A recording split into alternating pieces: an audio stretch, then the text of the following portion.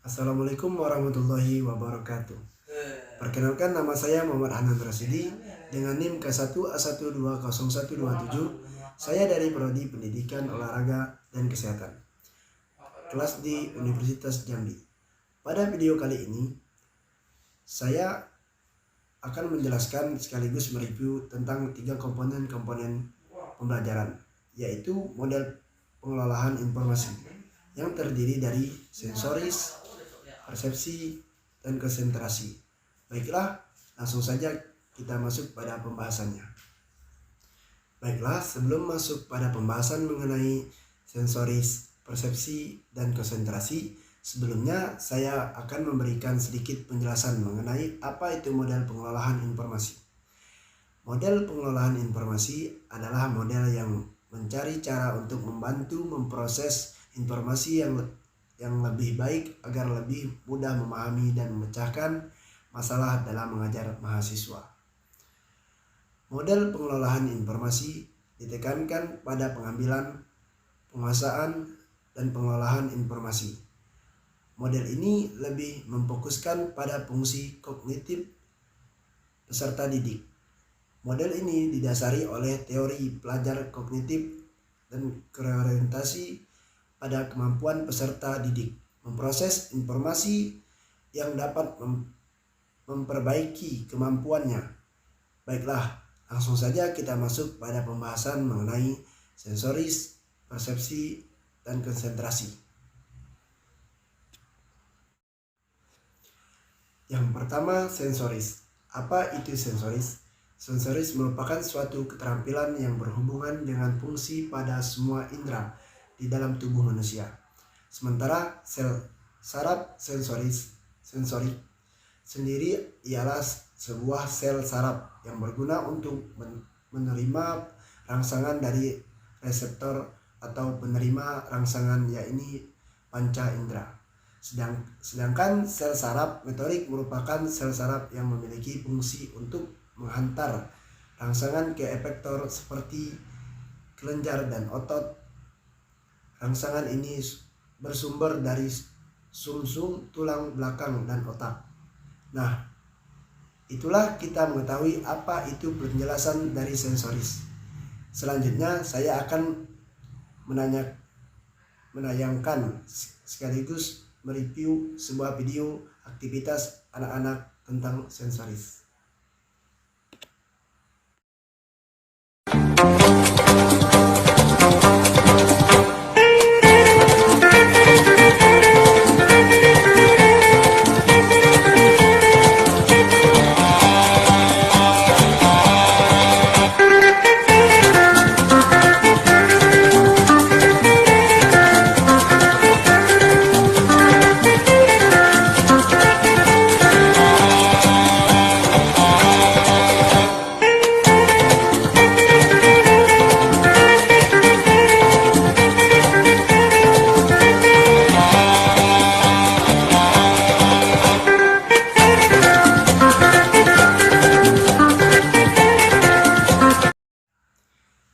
Pada video yang barusan saya tampilkan, terdapat 2 pasang anak yang melakukan sensoris, yaitu di mana salah satu anak duduk dengan memegang bahan plastik yang berwarna transparan, kemudian anak yang lain memegang sebuah spidol.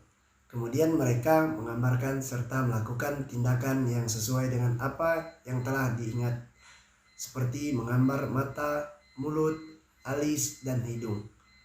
Begitu juga dengan anak yang lainnya. Nah, di video tersebut kita melakukan suatu tindakan melalui rangsangan otak, mata, dan tangan. Selanjutnya kita akan membahas tentang persepsi. Yang kedua, persepsi. Apa itu persepsi? Menurut 2 para ahli yang berbeda tentang penjelasan dari persepsi. Yang pertama, menurut Suranto, persepsi adalah suatu proses diterimanya stimulus oleh individu melalui alat indera atau juga disebut proses sensoris. Artinya, kecermatan dalam mempersiapkan stimuli indrawi mengantarkan kepada keberhasilan komunikasi. Sebaliknya, kegagalan dalam mempersepsi stimulus menyebabkan miskomunikasi. Yang kedua, menurut Bimo Walgito mengatakan persepsi adalah suatu proses yang didahului oleh penginderaan, yaitu merupakan proses diterimanya stimulus oleh individu melalui alat indera atau disebut proses sensoris. Proses itu tidak berhenti begitu saja, melainkan stimulus tersebut diteruskan dan proses selanjutnya merupakan proses persepsi. Baiklah, selanjutnya saya akan menayangkan sekaligus mereview video aktivitas anak-anak tentang persepsi.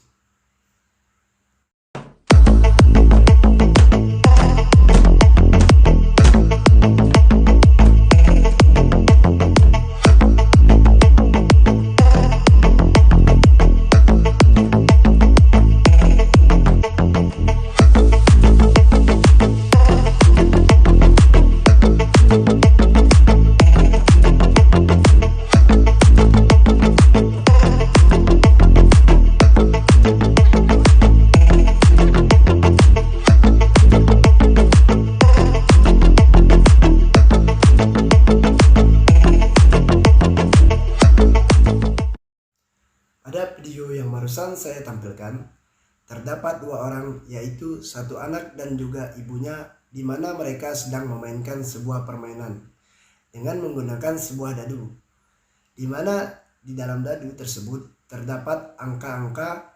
Kemudian si ibu melemparkan dadu tersebut dan keluarlah sebuah angka. Kemudian si ibu menekan permainan tersebut sesuai dengan angka yang telah keluar dari dadu. Begitu pula yang dilakukan oleh anak tersebut. Nah, di dalam permainan ini kita dapat melakukan rangsangan dari otak, mata, telinga, dan mengaplikasikan melalui tangan. Jadi itulah pembahasan tentang persepsi. Selanjutnya kita akan membahas tentang konsentrasi. Dan yang ketiga, konsentrasi. Apa itu konsentrasi? Konsentrasi adalah memfokuskan sebuah pikiran dengan suatu objek tertentu serta menyampingkan hal-hal yang tidak sesuai dengan belajar atau mengajar dalam suatu pendidikan ataupun suatu arahan. Konsentrasi itu kita harus fokus terhadap apa yang kita lakukan, apa yang kita dengar, dan apa yang kita lihat. Konsentrasi terhadap sesuatu akan menghasilkan pemahaman yang maksimal. Nah, itulah pengertian dari konsentrasi. Selanjutnya saya akan menayangkan sekaligus mereview sebuah video aktivitas anak-anak tentang konsentrasi. Mama ya? Berapa kok? Ya, Oke. 2. Mama, Berapa kok? 3 maafin ini aja, Ma. Oh iya benar.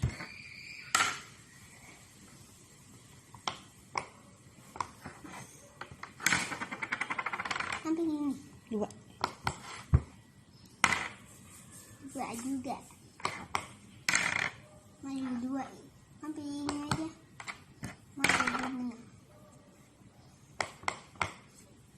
Siapa yang menang nih? 4. 1, 2, 3, 4.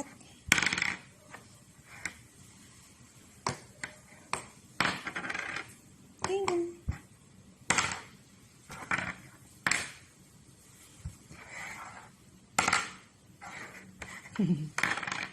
Ada mama yang menang loh. Mama ada.